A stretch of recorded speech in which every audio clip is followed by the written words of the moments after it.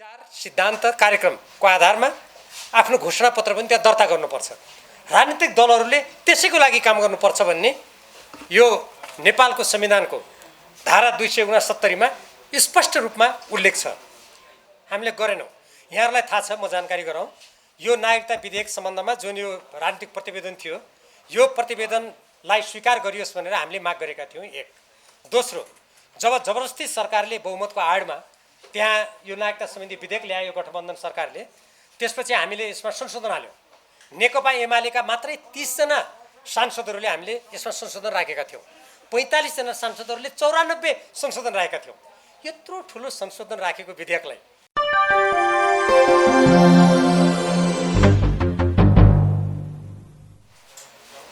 संघीय संसद तथा प्रदेश सभाको निर्वाचनको मिति तय गरेको छ। यो मिति तय गर्नु सामान्य प्रक्रिया हो। जुनसुकै सरकारले पनि त्यो गर्न पर्थ्यो।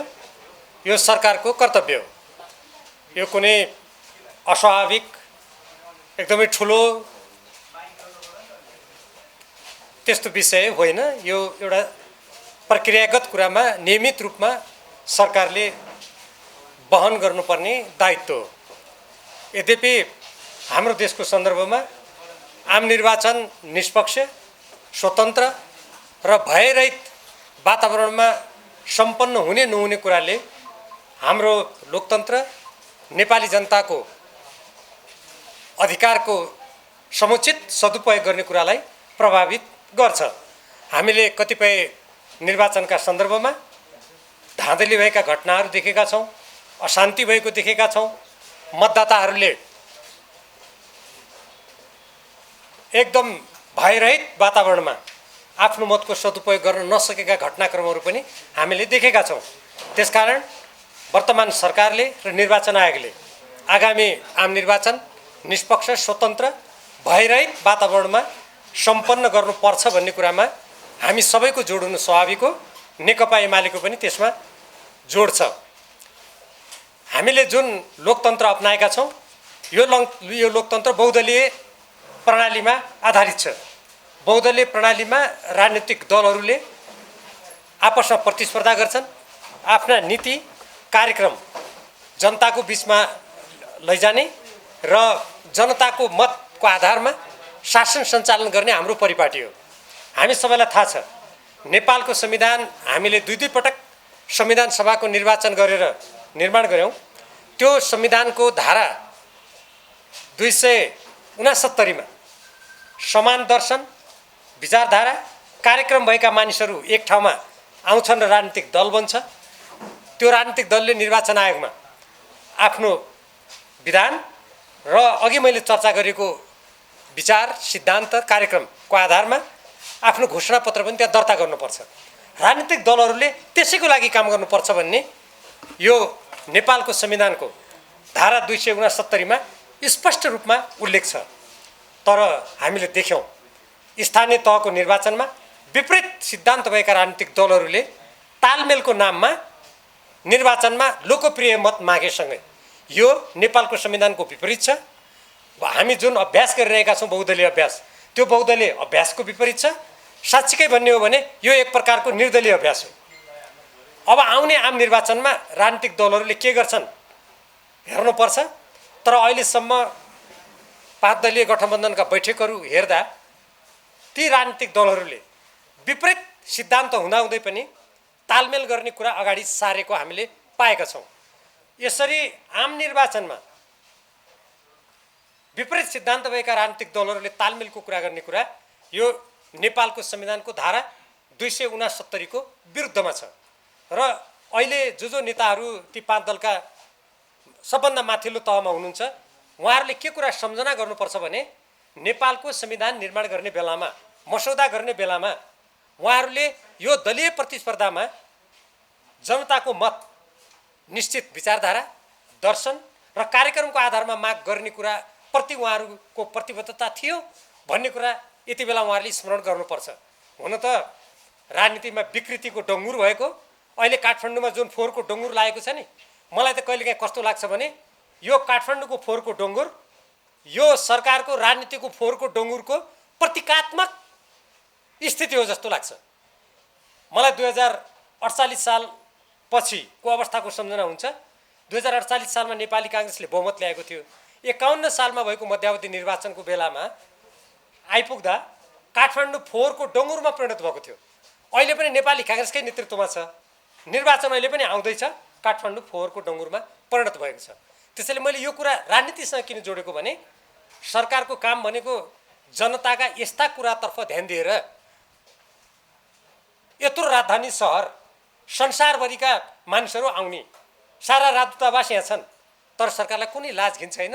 नगरपालिकाले गर्छ भने छोडिदिएको छ, सरकारले कुनै त्यसमा आफ्नो दायित्वको बोधै गर्दैन। हो, यस्तो स्थितिमा नेपालको संविधानमा जुन राजनीतिक दलले प्रतिस्पर्धा स्वच्छ किसिमले गरेर अगाडि जाने भन्ने नेताहरूले प्रतिबद्धता गरेका थिए। अब यस्ता नेतालाई यस्तो गर्नेहरूलाई त सम्झाउनु पनि कहिलेकाहीँ निरर्थकै होला जस्तो पनि लाग्छ। तर पनि यति बेला यो आम निर्वाचनमा जाँदै गर्दा राजनीतिक दलले ती राजनीतिक दलका मानिसहरू जो समान विचारधारा राख्छन्, जसको समान दर्शन छ, उनीहरूले मात्रै समान कार्यक्रम लिएर जाने हो। नभए हामी कल्पना गरौँ, एउटाले भन्छ संहिता चाहिँदैन, संहिता मुर्दाबाद, अर्कोले भन्छ त्यो संहिता नभए त हुँदै हुँदैन। अनि घोषणापत्रमा के लेख्नुहुन्छ त्यही गठबन्धनका नेताहरू? एउटा राजनीतिक दलले भन्छ लोकतान्त्रिक समाज जिन्दाबाद, अर्कोले भन्छ माओवाद जिन्दाबाद। अनि त्यो नारा के हुन्छ? कि नेपाङ्ग्रेस जिन्दाबाद भन्ने नारा लाग्छ? के नारा लाग्छ? यसले सिद्धान्तहीन, आदर्शहीन र गन्तव्यहीन राजनीतितर्फ देशलाई धकेल्छ। त्यसकारण यो आउने आगामी निर्वाचनमा यस्तो खालको सिद्धान्तहीन, गन्तव्यहीन, आदर्शहीन, मूल्यहीन, मान्यताहीन राजनीतिको बाटो होइन। आफ्नो सिद्धान्त र नीतिमा राजनीतिक दल अगाडि बढ्नुपर्छ। उनीहरूले त्यो घोषणापत्रको आधारमा जनतासँग मत माग्नुपर्छ। जनताले जसलाई बहुमत दिन्छ त्यसले सरकार चलाउने हो। यदि कसैले बहुमत ल्याएन भने समान राजनीतिक दृष्टिकोण, विचार, कार्यक्रम या कतिपय विषयहरूमा समान धारणा भएका राजनीतिक दलहरूले मिलेर संयुक्त सरकार गठन गर्ने हो। बहुदलीय व्यवस्थाको अभ्यास त त्यो हो नि, मान्यता त्यो हो नि।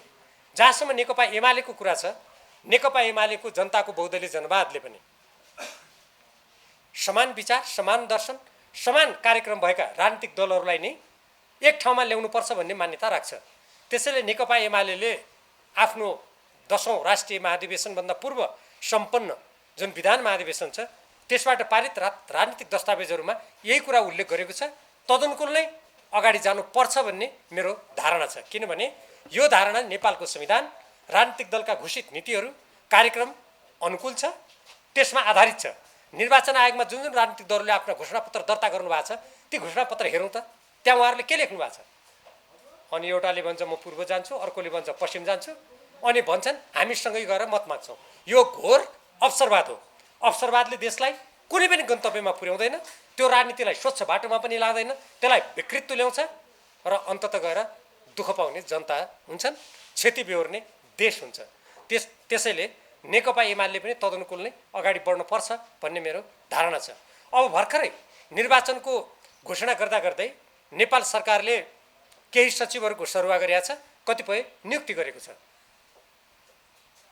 हामी विधिबाट चल्छौँ, कानुनी शासनबाट चल्छौँ र हामी देशलाई राजनीतिक स्थायित्व दिन्छौँ, सुमार्गमा लैजान्छौँ भनेर यो सरकार गठन भएको थियो। र हामीले त्यति बेला प्रतिनिधि सभा भङ्ग गर्नु हुँदैन किन भनेका थियौँ भने नेपालको संविधानले प्रतिनिधि सभालाई विकल्प छौन्जेल विघटन गर्नुहुन्न भन्ने मान्यता राखेका थियो। सबै राजनीतिक दलहरूले त्यो संविधानको मसौदा गर्दा त्यसमा सहमति जनाएका थिए। म पनि त्यो मसौदा गर्ने समितिको सदस्य थिएँ त्यति बेला, मलाई त्यो कुराको सम्झना छ। त्यो उद्देश्यले त्यो गरिएको थियो। तर यो सरकारले सरकार गठन भएको यत्रो समयसम्म केही पनि नगर्ने, मिलेनियम च्यालेन्ज कर्पोरेसन एमसिसी जस्तो सम्झौतालाई रातारात हल्लाको बिचमा सङ्घीय कानुन नल्याई यत्रो देशभक्त नेपालीको आवाजलाई व्यवस्था गरेर त्यसलाई अनुमोदन गर्ने, अमेरिकी राज्य साझेदारी कार्यक्रम, अमेरिकाको उटा राज्यसँग त्यहाँको सुरक्षा अङ्गलाई नेपालमा, त्यहाँको सुरक्षाकर्मीलाई नेपालमा अखाडा बनाउन दिएर नेपालको स्वतन्त्र परराष्ट्र नीति, असंलग्न परराष्ट्र नीति, पञ्चशीलका सिद्धान्त, स्वतन्त्रतामा आफ्नो स्वतन्त्रतापूर्वक आफ्नो राष्ट्रिय हितलाई सर्वोपरि ध्यानमा राखेर संयुक्त राष्ट्रको बडापत्र, विश्व शान्तिलाई समेत मनन गरेर अगाडि बढ्नु पर्ने मान्यता विपरीत त्यो राज्य साझेदारी कार्यक्रमलाई अगाडि बढाउन खोज्ने देशभक्त नेपालीहरूको विरोध, व्यापक सञ्चार जगत, नेपाली जनता, सांसद धेरैको विरोधको कारणले गर्दा त्यो राज्य साझेदारी कार्यक्रमलाई अगाडि नबढाउने भन्न सरकार बाध्य भयो। हामी सबैलाई थाहा छ। मन्त्री परिषदले निर्णय गर्यो, अमेरिकालाई पत्र पठायो भनेको छ, त्यो पत्र नेपाली जनताका सामु ल्याउनुपर्छ, नेपाली जनताले थाहा पाउनुपर्छ भन्दा यो सरकार अहिलेसम्म बाहिर ल्याउँदैन। अनि यसका मन्त्रीहरू के भन्नुहुन्छ भने होइन यो पत्र ल्या भनेर हामीले अविश्वास गरेको। मलाई यो जवाब सुन्दा आश्चर्य पनि लाग्यो, दुःख पनि लाग्यो। किनभने यो लोकतन्त्रमा सरकार जनताप्रति उत्तरदायी हुन्छ, संसदप्रति उत्तरदायी हुन्छ। संसदले मागेको पत्र, जनताले हेर्न चाहेको पत्र राष्ट्रको स्वाधीनता स्वतन्त्रतासँग सम्बन्धित छ भने त्यो जनतालाई देखाउन नपर्ने कारण के?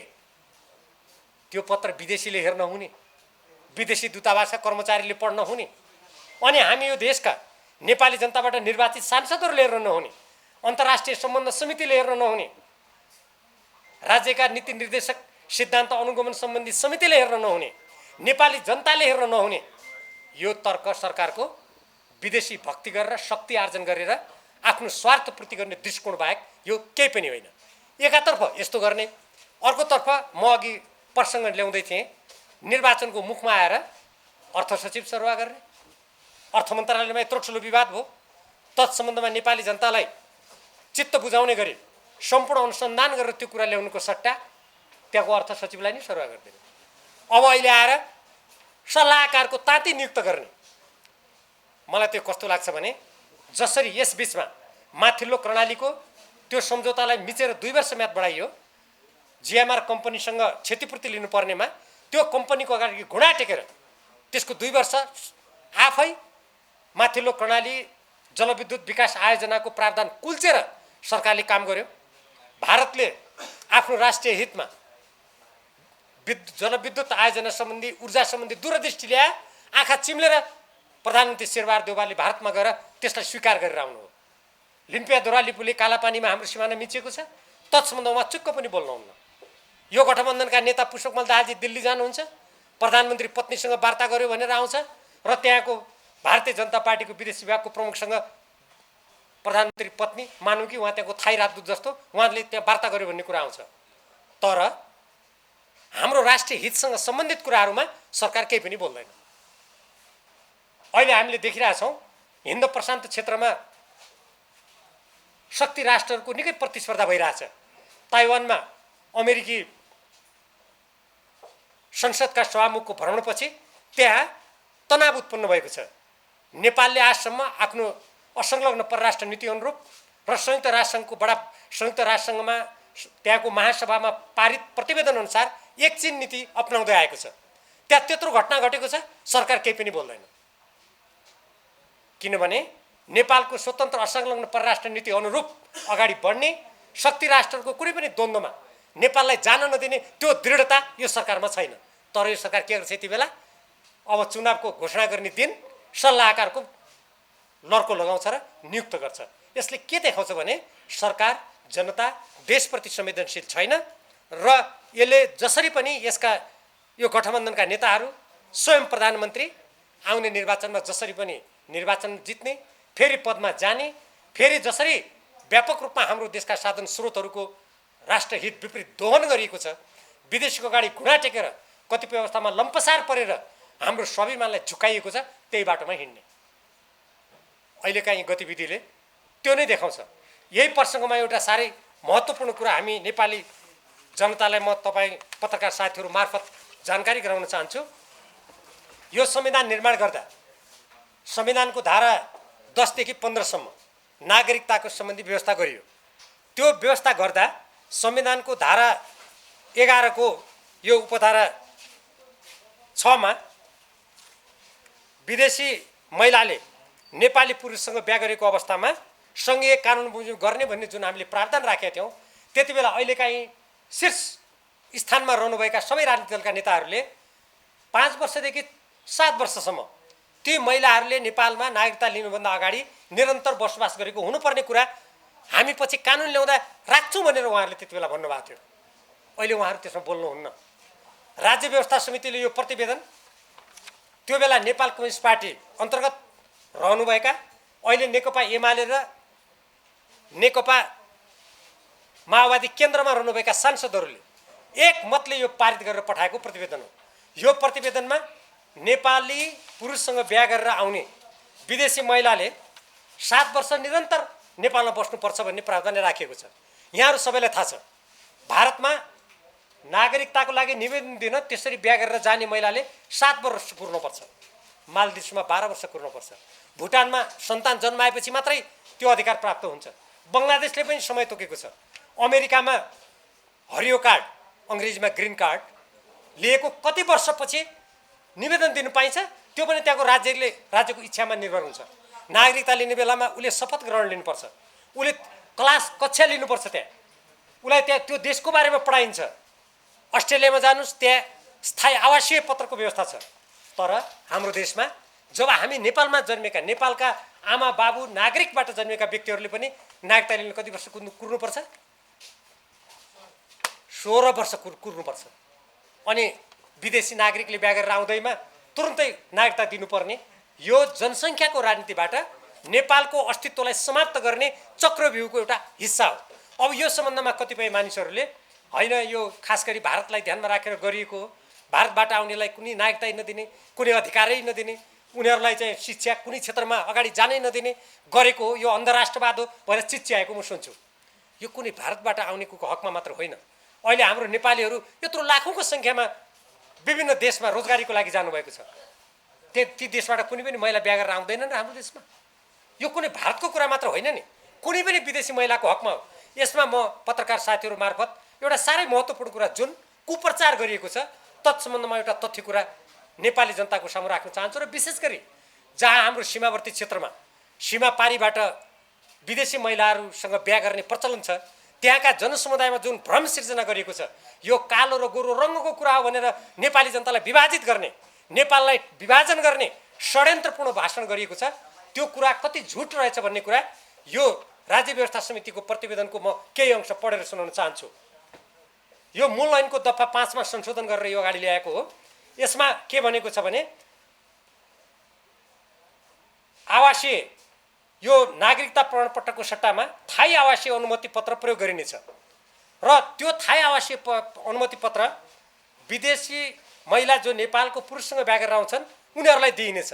त्यसरी प्राप्त गर्नेले यी अधिकार पाउँछन्: चलअचल सम्पत्ति आर्जन गर्न, भोग गर्न, बेचबिखन गर्न, व्यावसायिक लाभ प्राप्त गर्न र सम्पत्तिको अन्य कारोबार गर्न, पेशा गर्न, उद्योग व्यापार तथा व्यवसायको स्थापना र सञ्चालन गर्न, जन्म मृत्यु विवाह सम्बन्ध विच्छेद बसाइसराई जस्ता व्यक्तिगत घटना दर्ता गर्न, सेवाग्राहीको हैसियतले कानुन बमोजिमका निकायबाट प्राप्त गर्ने सुविधा छुट जस्ता सेवा उपयोग गर्न, कुनै पनि शैक्षिक संस्थामा अध्ययन गर्न, प्रमाण प्राप्त गर्न र अन्य आर्थिक सामाजिक तथा सांस्कृतिक अधिकार प्राप्त गर्न, राष्ट्रिय परिचय पत्र प्राप्त गर्न। म यहीबाट सोध्न चाहन्छु, पत्रकार साथीहरूले पनि यसलाई ठुल्ठुलो अक्षरमा बाहिर ल्याइदिनु होला भन्ने मेरो विशेष आग्रह छ। अनि यो अधिकार दिएको हो कि होइन? अरू देशमा यति अधिकार पनि हुँदैन। त्यो थाई आवासीय पत्रमा काम गर्ने अधिकार मात्रै हुन्छ कतिपय देशमा। अनि हामीले कसरी नेपालको कानुनमा नागरिक विहीन बनाएर राख्न खोज्यौँ? कतिपय मान्छेले भन्छन् भारतमा त त्यो रासन कार्ड दिइन्छ नि, त्यो रासन कार्ड भने नागरिकता सरह। यो जनतालाई सरासर भ्रमित गर्ने कुचेष्टा मात्रै हो। म अछाम जिल्लाबाट जनप्रतिनिधित्व गर्छु। त्यो क्षेत्रका धेरै जस्तो मानिसहरू मुम्बई भारत जाने प्रचलन छ। त्यहाँ 30औं वर्ष 40औं वर्ष बसेर रासन कार्ड अर्थात् खाद्यान्न किन्नको लागि, त्यो सस्तो खाद्यान्नको लागि एउटा परिचय पत्र हो, त्यो पाएका मानिसहरूले कहिल्यै नागरिकता पाएका छैनन्। भारत सरकारले आसाममा भएका 40 लाख व्यक्तिहरूलाई नागरिकता दिनुपर्छ भनेर त्यहाँ आन्दोलन हुँदा हामी दिन्नु भन्ने सोचे। किनभने नागरिकता भने त देशको स्वाधीनतासँग गाँसेको छ नि, देशको भविष्य एउटा अस्तित्वसँग गाँसेको विषय हो। यो कुनै यत्तिकै विदेशी आए बाँडिदिउँ भन्ने हो र? कोही मान्छे भन्छन् होइन हाम्रो देश त गरिब छ, किन आउँछन् को? यहाँ नागरिकता खुला गरिदियो भइगयो नि, विकसित देशका मान्छे यहाँ किन आउँछन्? यदि त्यो तर्क हो भने त अनि टाउको किन दुखाएको त? हाम्रो देशको नागरिकता कडा गर्छौँ, हाम्रो त आर्थिक स्थिति कमजोर छ, कोही नआउने रहेछन् नि त। अनि हामी कडा बनाउँछौँ भन्दा किन विरोध गरे त? त्यसो भए यो के हो भने नेपालीहरूलाई नेपालमा अल्पमतमा पार्ने, हाम्रो देशको स्वाधीनतामा आँच पुर्याउने षड्यन्त्रको कुप्रचार मात्रै हो। यस्तो कुरामा यो गठबन्धन सरकार संवेदनहीन भयो। उसले यो राज्य व्यवस्था समितिको 22 महिना 2 वर्ष लगाएर अध्ययन गरेर पठाएको प्रतिवेदनलाई उसले अगाडि बढाएन। उसले त्यहाँ हतारमा प्रतिनिधि सभाबाट राति 8:30 बजे यो नागरिकता विधेयक सम्बन्धी नागरिकता सम्बन्धी विधेयक पारित गर्यो। यो मैले अहिले किन राखेको हो भने यो निर्वाचनसँग पनि गाँसिन्छ। किनभने नागरिकहरूले मतदान गर्ने हो। जब विदेशी नागरिकको बाहुल्यता हुन्छ त्यति बेला कतिपय देशले आफ्नो स्वतन्त्रता गुमाएका कुरा हामीले त देखेकै छौँ नि।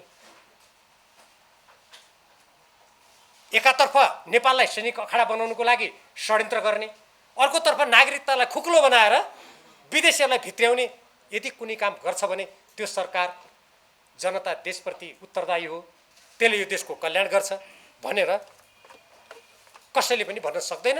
त्यसकारण अब आउने निर्वाचनमा नेपाली जनताले यी सम्पूर्ण कुरालाई ध्यानमा राखेर हामीले जुन यत्रो ठुलो त्याग बलिदानबाट यो लोकतन्त्र ल्यायौँ, गणतन्त्र ल्यायौँ। यो लोकतन्त्र गणतन्त्र भनेको हामीले हाम्रो देशको स्वाधीनता गुमाउनुको लागि ल्याएको होइन। हामीले पराधीन हुनुको लागि, कसैको सैनिक अखाडा बन्नुको लागि, कुनै शक्ति राष्ट्रको पिछलग्गु भएर नेपाली जनताको स्वाभिमान गुमाउनुको लागि यो परिवर्तन ल्याएको हो र होइन नि। हामीले त असमान सन्धि समझौतालाई समाप्त गर्ने, हाम्रो स्वाभिमानलाई बलियो बनाउने, हाम्रो राष्ट्रलाई आर्थिक रूपमा समृद्ध बनाउने आज लाखौँ नेपालीहरू मुगलान पसेर विदेशीको धरतीमा पसिना चुहाइरहेका छन्, त्यो नगर्नुको लागि हामीले ल्याएका हौँ। त्यसैले नेपाली जनताले अवश्य पनि आउने आम निर्वाचनमा यी सबै कुरालाई ध्यानमा राखेर आफ्नो मतको सदुपयोग गर्नुहुनेछ भन्ने मलाई पुरा विश्वास छ र पत्रकार साथीहरूले यत्रो ठुलो सङ्ख्यामा यी कुराहरूलाई महत्त्वका साथ अगाडि बढाइदिनुहुनेछ भन्ने मैले विश्वास गरेको छु। धन्यवाद। सरकारले निर्वाचन घोषणा गरेसँगै अब तपाईहरुको यो विघटन हुन्छ हुँदैन के छ यो प्रावधानमा?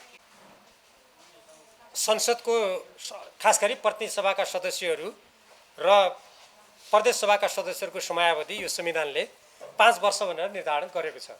अब यसलाई कसरी व्याख्या गर्ने भन्ने सम्बन्धमा निर्वाचन आयोगको तर्फबाट मनोनयन गर्ने दिनसम्म ती व्यक्तिहरूको सदस्यता कायम रहन्छ, मनोनयन गरेपछि समाप्त हुन्छ भनेर उसले व्याख्या गरिसकेका छ। अब जहाँसम्म नागरिकताको कुरा राष्ट्रपति कहाँ प्रमाणीकरणको लागि गएको छ के होला भन्ने कुरा अब त्यो त राष्ट्रपतिको कुरा हो, मैले भन्न मिल्दैन। हाम्रो देशको राष्ट्रपति भनेको संवैधानिक राष्ट्रपति हो। राष्ट्रपतिलाई विधेयकको सम्बन्धमा के अधिकार दिइएको छ भने कानुनबाट, संविधानबाट उहाँले कुनै विषयमा यस्तो विधेयक आयो भने त्यसमा संसदलाई पुनर्विचार गर्नुको लागि भन्न सक्ने अधिकार छ र त्यो फिर्ता पठाएर फेरि पुनर्विचार गर्नुको लागि एकचोटि पठाउन सक्ने अधिकार दिएको छ। यदि राष्ट्रपतिले त्यो गर्नुभयो भने संसदले त्यसमा पुनर्विचार गर्छ वा पहिले जे छ त्यही गर्छ, उसको कुरा भयो। फेरि संसदबाट फेरि त्यसलाई पठाइयो भने त्यति बेला राष्ट्रपतिले त्यसलाई मान्नै पर्छ। हाम्रो कानुनी व्यवस्था त्यो छ। अब राष्ट्रपतिले के गर्नुहुन्छ भन्ने कुरा उहाँको कुरा हो। जस्तो यो संसदमा जतिबेला नागरिकता विधेयकको विषयमा छलफल चलिरहेको थियो, नेकपा एमाले केही रूपमा त्यसलाई प्रतिवाद पनि गर्यो। तर तपाईले भन्नुभयो रातारात पास गरियो त्यो नागरिकता विधेयक भन्नुभयो। त्यो रातारात पास गर्दै गर्दा नेकपा एमाले पनि त त्यो सदनमै थियो, अनि कसरी रातारात पारित गर्यो? तपाईहरुले त प्रतिपक्षको परिभाषालाई नै चेन्ज गरिदिनु भयो नि अहिले। हामीले गरेनौँ। यहाँहरूलाई थाहा छ, म जानकारी गराउँ। यो नागरिकता विधेयक सम्बन्धमा जुन यो राजनीतिक प्रतिवेदन थियो, यो प्रतिवेदनलाई स्वीकार गरियोस् भनेर हामीले माग गरेका थियौँ। एक। दोस्रो, जब जबरजस्ती सरकारले बहुमतको आडमा त्यहाँ यो नागरिकता सम्बन्धी विधेयक ल्यायो गठबन्धन सरकारले, त्यसपछि हामीले यसमा संशोधन हाल्यौँ। नेकपा एमालेका मात्रै 30 जना सांसदहरूले हामीले यसमा संशोधन राखेका थियौँ। 45 जना सांसदहरूले 94 संशोधन राखेका थियौँ। यत्रो ठुलो संशोधन राखेको विधेयकलाई समितिमा लगेर छलफल गराउनु सरकारको कर्तव्य हुन्थ्यो। तर उसले के गर्यो? समितिमा नलगेर त्यो संसदमा लगातार 8:30 बजेसम्म उसले बहुमतको आडमा त्यसलाई अगाडि बढायो। त्यसैले मैले राति पारेर यो जबरजस्ती अगाडि बढायो, मैले त्यसैले भने हो। यो मैले काल्पनिक रूपमा भनेको होइन कि सरकारले गरेकै त्यही हो। तर त्यसमा अब हामीले के गर्यौँ भन्ने कुरा जुन छ, हामीले त विरोध गर्यौँ। अब लोकतन्त्रमा त हामीले आफ्नो कुरा राख्ने हो, कानुन बमोजिम संशोधन राख्ने हो। हामीले त्यो गरेका थियौँ, तर सरकारले त्यो कुरा सुनेन। त्यसै कारणले मैले यो जबरजस्ती राति अगाडि बढायो भनेको हो। अब आगामी चुनावबारे नेकपा एमालेको चाहिँ पोजिसन के हो? तपाईहरु यही एजेन्डाले लिएर अगाडि जानुहुन्छ? मैले अघि नै पनि अलिकति भने हाम्रो जुन विधान महाधिवेशन भएको थियो नेकपा एमालेको, त्यहाँ हामीले राष्ट्रियतासँग सम्बन्धित, जनजीविकासँग सम्बन्धित, आर्थिक विषयहरू, हाम्रो प्राकृतिक साधन स्रोतसँग सम्बन्धित विषयलाई अगाडि सारेका छौँ। असमान सन्धि सम्झौताहरूलाई विरोध गर्नुपर्छ। हाम्रा साधन स्रोतहरू नेपालको राष्ट्रको हितमा हामीले त्यसलाई अधिकतम सदुपयोग गर्नुपर्छ। अहिले जसरी यो अमेरिकी राज्य साझेदारी कार्यक्रम एसपिपी जस्ता कुराहरू अगाडि सारेर नेपाललाई कुनै शक्ति राष्ट्रको पछि लगाउने र नेपाललाई एउटा द्वन्द्वमा धकेलिदिने, चीन र भारत जस्ता विशाल देशहरूको माझमा रहेको नेपाललाई यसको संवेदनशील भू राजनीतिलाई नबुझेर वा त्यसप्रति आँखा चिम्लेर राष्ट्रलाई सङ्कटग्रस्त बनाउने जस्ता कुराको विरोध नेकपा एमाले गर्नुपर्छ, गर्छ र यसले नेपाली जनता, नेपाल र हाम्रो स्वतन्त्र परराष्ट्र नीति, हाम्रो राष्ट्रिय सुरक्षा नीतिको पक्षमा जनताको बिचमा आफ्ना कुराहरू लिएर जनतासँग मत माग्नुपर्छ भन्ने लाग्छ मलाई। मान्यज्यू, तपाईँलाई एउटा आरोप लाग्ने गर्छ, तपाईँले हेर्नुहुन्छ होला, त्यो आरोप तपाईँलाई पनि थाहा होला।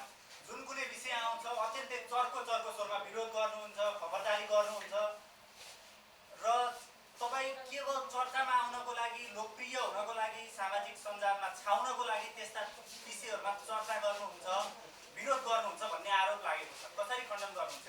मलाई यो कुरा सुन्दा हाँसो लाग्छ। किन भन्नुहुन्छ भने जस्तो उदाहरण लागि सबभन्दा पछिल्लो कुरा लिउँ, नेपाललाई अमेरिकी राज्य साझेदारी कार्यक्रमको अङ्ग बनाएर हाम्रो संविधानको धारा 51 ड मिचेर यसलाई एउटा शक्ति राष्ट्रको सैनिक अखाडा बनाउन खोजियो।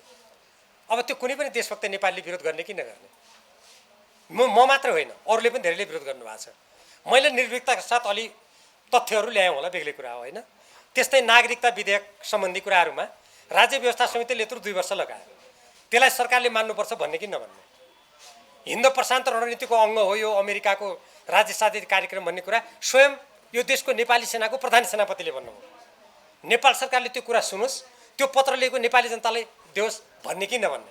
त्यसकारण हेर्नुहोस्, नेपालको संविधान, लोकतन्त्र, राष्ट्रको हक हितको लागि बोल्नु प्रत्येक नागरिकको कर्तव्य हो। हाम्रो संविधानको धारा यो जुन हामीले नागरिकका यो नागरिक कर्तव्य र अधिकारको कुरा उल्लेख गरेका छौँ, त्यसमा नागरिक कर्तव्यमा के भनेको छ भने नेपालको स्वाधीनता, स्वतन्त्रता, अखण्डता, हितको पक्षमा बोल्नु प्रत्येक नागरिकको कर्तव्य हो। यहाँको भौतिक साधन स्रोतको सुरक्षा गर्नु प्रत्येक नागरिकको कर्तव्य हो भने अब त्यो पक्षमा बोल्दा किन बोल्छ भने कसैले भन्यो भने म त्यसको अर्थ कसरी लगाउँछु भने यो नेपालको सिमाना मिच्यो, नेपाललाई असंलग्न परराष्ट्र नीतिमा हिँडौँ भन्दा कोही मान्छेले त्यसो भन्यो भने त्यसको अर्थ के हुन्छ भने यसो कसैले नभन्दैदेखि सिमाना पनि सजिलै मिच्न सकिन्थ्यो, नेपालमा शक्ति राष्ट्रहरूको पछि नेपाललाई पुच्छर बनाउन सकिन्थ्यो। यो बोलेर यो विषयलाई रोक्यो भनेर ती मान्छेहरूको मथिङ्गल अलिकति चक्राएर त्यस्तो खालको प्रचार गर्ने गरेको हो जस्तो मलाई लाग्छ। त्यसमा कुनै सत्यता छैन। मैले इमान्दारीका साथ सांसद हुँदाखेरि, पार्टीको सदस्य हुँदा जे शपथ खाएको छु नि, त्यो शपथ र नेपालको संविधानको नागरिक कर्तव्य मैले निर्वाह गरेको हो। अब अरूले कर्तव्य निर्वाह गर्दैनन् भने त्यो उनीहरूको दोष हो। तपाईँ करिब आधा दर्जन पटक मन्त्री बन्नुभयो, उपप्रधानमन्त्री बन्नुभयो, 51 सालदेखि समय समयमा गरेर सांसद हुनुहुन्छ, शीर्षस्थ नेता हुनुहुन्छ। देशको आज जुन अवस्था छ, जुन हालत छ, तपाईँको पनि त भूमिका महत्त्वपूर्ण होला। तपाईँलाई आत्मग्लानी छ आज देशको यो अवस्थाहरूमा? मैले प्रत्येकचोटि आधा दर्जन त होइन, तर म केही पटक भएको हो, म भएको हो। तर त्यो बेला म कस्तो बेला भएको भने 51 सालको कुरा गर्नुहुन्छ भने 9 महिने कार्यकाल, 54-55 को कुरा गर्नुहुन्छ भने चुनावी सरकार गिरिजाप्रसाद कोइराला प्रधानमन्त्री हुनुहुन्थ्यो, त्यो बेला जम्मा 5 महिना। त्यसपछिको कुरा गर्नुहुन्छ भने शान्ति प्रक्रियाको बेलामा बहुमतको सरकार होइन, 7 दल राजनीतिक दलहरूको सरकार थियो। सबभन्दा पछिल्लो कालमा केपी ओलीजी प्रधानमन्त्री हुनुभएको बेलामा पनि 5-6 वटा राजनीतिक दलहरू थिए। त्यो कुनै एक दलको सरकार र आफ्नो कानुन नियम कार्यक्रम लागू गर्ने बेला थिएन। तर पनि मैले त्यति बेला मैले त्यो बेला म गृहमन्त्री हुँदाखेरि यहाँहरूलाई थाहा छ, देशको शान्ति प्रक्रियामा माओवादी सेनाका पूर्व लडाकुहरूलाई शान्ति प्रक्रियामा ल्याउने, राष्ट्रिय सुरक्षा नीति लागू गर्ने त्यो काम मैले गरेँ होइन। तर मैले प्रमुख व्यक्ति भएर, जस्तो देशको प्रधानमन्त्री या पार्टीको प्रमुख भएर मात्रै देशलाई सिङ्गै रूपमा दिशानिर्देशन दिन सक्ने हो। मैले त उनीहरूको मातहतमा रहेर काम गर्नुपर्ने हो। तर पनि मैले मातहतमा काम गर्दा राष्ट्रको पक्षमा, चाहे त्यो नाकाबन्दीको बेला होस्, चाहे राष्ट्रिय सुरक्षा नीति ल्याउने कुरा होस्, चाहे सिमाना सुरक्षा गर्ने कुरा होस्, मैले आफूले इमान्दारीका साथ त्यो कर्तव्य निर्वाह गरेको छु। र मैले कहीँ पनि अहिले जस्तो कतिपय मानिसहरूले राष्ट्रको हित विपरीत काम गरेका छन् त्यो मैले गरेको छैन। त्यसकारण मैले आफ्नो गरेको काममा म गौरव अनुभव गर्छु, गलानी गर्नुपर्ने केही पनि छैन। धन्यवाद।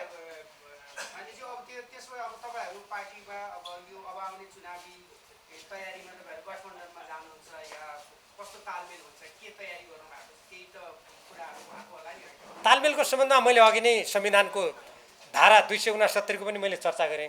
अब नेकपा एमाले के निर्णय गर्छ भन्ने कुरामा अहिले कुनै बैठक भएको छैन हैन।